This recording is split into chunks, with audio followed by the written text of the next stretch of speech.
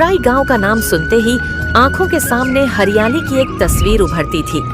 गांव के चारों ओर फैले बगीचे इसकी शान थे। मई का महीना था जब गर्मी अपनी चरम सीमा पर थी, लेकिन हवा में एक उमस खुली थी जो बारिश की आहट दे रही थी। सूरज की किरणें जब सुबह सुबह आम के पेड़ों की पत्तियों से छनकर जमीन पर पड़ती तो लगता जैसे प्रकृति ने सोने की चादर बिछा दी हो। गांव के बीच से बहने वाली छोटी सी नदी, जिसे लोग अमर गंगा कहते थे, अब सूखने की कगार पर थी, लेकिन बगीचे अभी भी लहलहा रहे थे। रमेश इस गांव का एक साधारण किसान था। उसका घर गांव के एक छोर पर था, ठीक उस बगीचे के पास जो उसकी जिंदगी का आधार था। रमेश के लिए उसका बगीचा सिर्फ खेती का साधन नहीं था, बल्कि उसका मंदिर था, उसकी पूजा थी।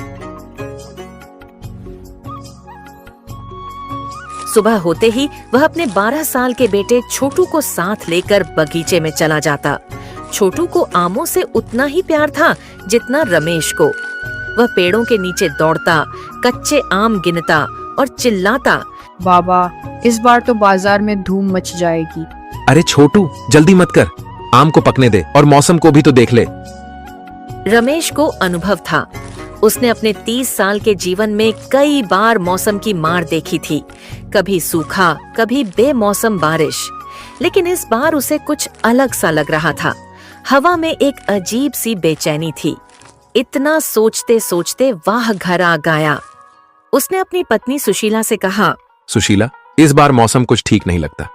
बादल देखे हैं, काले काले, जैसे कुछ अनहोनी की खबर ला रहे हों। अरे तुम भी ना, हर साल यही कहते हो, भगवान पर भरोसा रखो, सब ठीक होगा। लेकिन रमेश का मन नहीं माना।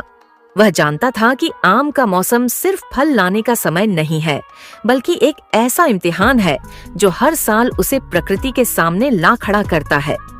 अमराई कोई बहुत बड़ा गांव नहीं था, कुल मिलाकर 100-150 घर होंगे। लेकिन यहाँ की खासियत थी कि हर कोई एक दूसरे को जानता था। गांव की पंचायत का मुखिया रामलाल था, जो उम्र में तो बूढ़ा था, लेकिन जोश में अभी भी जवान। रामलाल का मानना था कि गांव की खुशहाली आम के बगीचों में बसती है। वह अक्सर गांव वालों को इकट्ठा करके कहता, देखो, ये आम हमारे गांव का गहना है, इन्हें संभालो तो जिंदगी संभल जाएगी। गांव में एक बूढ़ी दादी भी थीं, जिन्हें सब अम्मा कहते थे। अम्मा की उम्र कोई नहीं जानता था, लेकिन उनकी कहानियां गांव के हर बच्चे को रट थीं। अम्मा कहती थीं, जब मैं छोटी थी तब भी एक बार ऐसा तूफान आया था, सारे बगीचे उजड़ गए थे, लेकिन गांव ने हार नहीं मानी, मेहनत की और अगले साल बगीचे फिर लहलहा उठे। छोटू को अम्मा की कहानियां बहुत पसंद थीं। वह अक्सर उनके पास बैठता और पूछता, अम्मा, तूफान इतना बुरा क्यों होता है? बेटा, तूफान बुरा नहीं होता, वह तो प्रकृति का तरीका है हमें सिखाने का। जो टूट जाता है उसे फिर से बनाना पड़ता है, और जो बनता है वह पहले से ज्यादा मजबूत होता है। एक दिन दोपहर में रमेश अपने बगीचे में था जब आसमान में बादल घिरने लगे। हवा तेज हो चली थी और पेड़ों की पत्तियां सरसराने लगीं। गांव के कुत्ते भौंकने लगे और पक्षी अपने घोंसलों में छिप गए। रमेश ने छोटू को आवाज दी, छोटू घर चल, लगता है बारिश आने वाली है। शाम तक गांव में खबर फैल गई कि रात को भयंकर तूफान आने वाला है।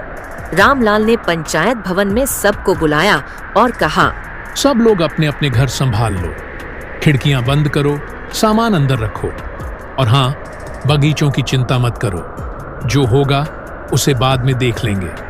रमेश का मन बेचैन था। उसने सुशीला से कहा, मैं बगीचे में जाकर कुछ टहनियों को रस्सी से बांध दूं, शायद कुछ बच जाए। रमेश, जान से बढ़कर कुछ नहीं, रहने दे। लेकिन रमेश नहीं माना। वह रात होने से पहले बगीचे गया और जितना हो सका पेड़ों को सहारा देने की कोशिश की। उसने कुछ पेड़ों के नीचे मिट्टी का ढेर लगाया ताकि उनकी जड़ें मजबूत रहें। लेकिन वह जानता था कि यह सब तूफान के सामने नाकाफी है। वापस घर लौटते वक्त उसने अम्मा को देखा, जो अपने झोपड़े के बाहर बैठी थीं। अम्मा ने उसे देखकर कहा, रमेश, चिंता मत कर, जो होगा अच्छा ही होगा। रमेश ने सिर्फ सिर हिलाया और घर की ओर बढ़ गया, लेकिन अम्मा की बातें उसके दिमाग में गूंज रही थीं। रात 9 बजे के आसपास तूफान ने दस्तक दी। हवा ऐसी चल रही थी मानो आसमान फट गया हो। पेड़ झुक रहे थे, टहनियां टूट रही थीं और बारिश इतनी तेज थी कि कुछ दिखाई ही नहीं देता था। रमेश अपने घर की खिड़की से बाहर देख रहा था, लेकिन अंधेरा और बारिश का पानी सब कुछ धुंधला कर रहा था।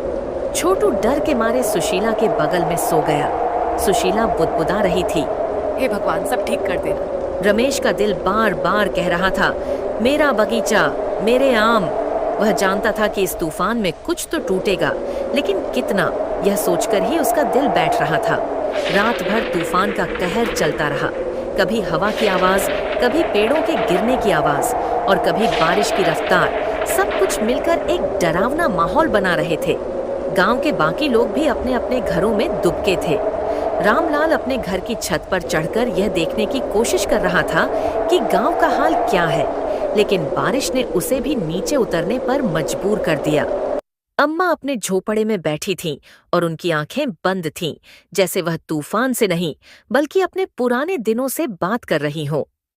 बाबा, क्या हमारा बगीचा बच जाएगा? बेटा, कोशिश तो पूरी की है, अब जो होगा उसे स्वीकार करना पड़ेगा। लेकिन उसके शब्दों में वह आत्मविश्वास नहीं था जो छोटू को चाहिए था।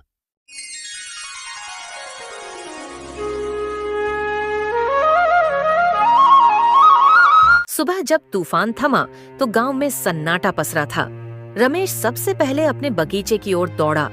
रास्ते में गिरी हुई टहनियां, उखड़े हुए पेड़ और बिखरे हुए आम देखकर उसका दिल और भारी हो गया। जब वह अपने बगीचे में पहुंचा तो जो देखा उसे उसकी आंखें भर आईं। आधे से ज्यादा पेड़ों की टहनियां टूट चुकी थीं और जमीन पर कच्चे आम बिखरे पड़े थे। जो पेड़ बचे थे उन पर भी अब गिनती के ही फल लटक रहे थे। रमेश वहीं बैठ गया। सुशीला और छोटू भी पीछे पीछे आए। छोटू ने अपने पिता को उदास देखकर कहा, बाबा, रो मत, हम फिर से मेहनत करेंगे। लेकिन रमेश का मन टूट चुका था। उसने सोचा, यह तो मेरी जिंदगी का सवाल है, बगीचा गया तो सब कुछ गया। गांव के बाकी लोग भी अपने अपने बगीचों का मुआयना करने निकले थे। हर तरफ निराशा का आलम था। रामलाल ने गांव वालों को पंचायत भवन में बुलाया और कहा, देखो, यह मुसीबत हम सबकी है, अकेले कोई नहीं लड़ेगा, हमें मिलकर कुछ सोचना होगा। लेकिन उसकी बातें सुनने के बावजूद लोगों के चेहरों पर उदासी थी। उसी दिन दोपहर को गांव में एक कार आई। उसमें से एक युवा लड़की उतरी जिसका नाम था माया। माया एक सामाजिक कार्यकर्ता थी जो प्राकृतिक आपदाओं के बाद गांवों में मदद करने का काम करती थी। उसके साथ 2 और लोग थे जो शहर से आए थे। माया ने रामलाल से मुलाकात की और गांव का हाल जाना। फिर वह रमेश के पास पहुंची। रमेश उस वक्त अपने बगीचे में बैठा था, उदास नजरों से बिखरे हुए आमों को देख रहा था। माया ने उससे कहा, रमेश जी, मैं आपका दुख समझती हूँ, लेकिन अभी सब कुछ खत्म नहीं हुआ है। इन बिखरे हुए आमों से कुछ किया जा सकता है। क्या किया जा सकता है बेटी? ये कच्चे आम अब बाजार में कोई नहीं खरीदेगा। कच्चे आम की अपनी कीमत होती है। इनसे अचार बन सकता है, चटनी बन सकती है, और जो पेड़ बचे हैं उन पर अभी भी कुछ फल हैं। अगर हम मिलकर काम करें तो आपका नुकसान कम हो सकता है। माया की बात में दम था। रमेश को थोड़ी उम्मीद जगी। उसने सुशीला से बात की और फिर गांव की महिलाओं को इकट्ठा किया। माया ने सबको समझाया कि कैसे कच्चे आमों को इकट्ठा करके अचार और चटनी बनाई जा सकती है। उसने शहर में अपने दोस्तों से बात करने का वादा किया ताकि उनके बनाए सामान को बाजार में बेचा जा सके।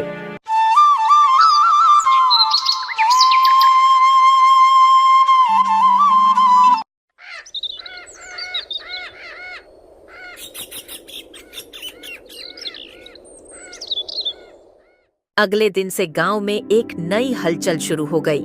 महिलाएं सुबह सुबह बगीचों में जाकर कच्चे आम बीनने लगीं। बच्चे भी मदद के लिए आगे आए। कोई आम बीनता, कोई उन्हें धोता, तो कोई मसाले तैयार करता। रमेश ने अपने घर को अचार बनाने का केंद्र बना लिया। सुशीला और गांव की दूसरी महिलाएं दिन रात मेहनत करने लगीं। शुरुआत में कुछ दिक्कतें आईं। मसालों की कमी हो गई तो माया ने शहर से मंगवाए।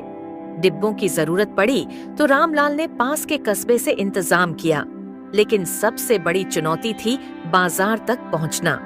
गांव की सड़कें तूफान की वजह से खराब हो चुकी थीं और शहर तक माल ले जाना आसान नहीं था। माया ने अपने दोस्तों की मदद से एक छोटा सा ट्रक मंगवाया और पहली खेप शहर भेजी गई। शहर में माया के दोस्तों ने अचार और चटनी को दुकानों में बेचना शुरू किया। शुरुआत में बिक्री धीमी थी, लेकिन जल्दी ही लोगों को स्वाद पसंद आने लगा। एक हफ्ते के अंदर ऑर्डर आने शुरू हो गए। रमेश को जब पहली बार पैसे मिले तो उसकी आंखें भर आईं। उसने माया से कहा, बेटी, तुमने मेरा घर बचा लिया। जैसे जैसे दिन बीतते गए, गांव में एक नई ऊर्जा आ गई। अचार और चटनी का कारोबार बढ़ता गया और गांव वालों ने इसे अपना लिया। रामलाल ने सुझाव दिया कि गांव में एक छोटा सा गोदाम बनाया जाए ताकि सामान को स्टोर किया जा सके। माया ने कुछ और सामाजिक संगठनों से संपर्क किया और गांव को और मदद मिलने लगी। रमेश का बगीचा भले ही पूरी तरह ठीक नहीं हुआ था, लेकिन उसकी मेहनत रंग ला रही थी। छोटू अब स्कूल जाने के बाद सीधे अचार बनाने में मदद करने लगता। वह कहता, बाबा, मैं बड़ा होकर ऐसा ही काम करूंगा। तूफान आएगा तो हम डरेंगे नहीं। माया ने गांव में कुछ और समय बिताया। उसने गांव वालों को तूफान से बचने के नए तरीके सिखाए, जैसे पेड़ों को मजबूत करने के लिए खंभों का इस्तेमाल करना और बारिश के पानी को संग्रह करने के लिए छोटे तालाब बनाना। उसकी विदाई के दिन गांव में एक छोटा सा समारोह हुआ। रमेश ने उसे एक डिब्बा अचार देते हुए कहा, बेटी, यह तुम्हारे लिए। जब भी खाओगी अमराई को याद करना। रमेश अब अपने बगीचे में खड़ा होकर मुस्कुराता था। वह छोटू से कहता, बेटा, जिंदगी भी आम के पेड़ जैसी है। कभी टहनियां टूटती हैं, कभी फल बिखर जाते हैं, लेकिन अगर मेहनत करो तो हर मौसम में कुछ न कुछ जरूर मिलता है।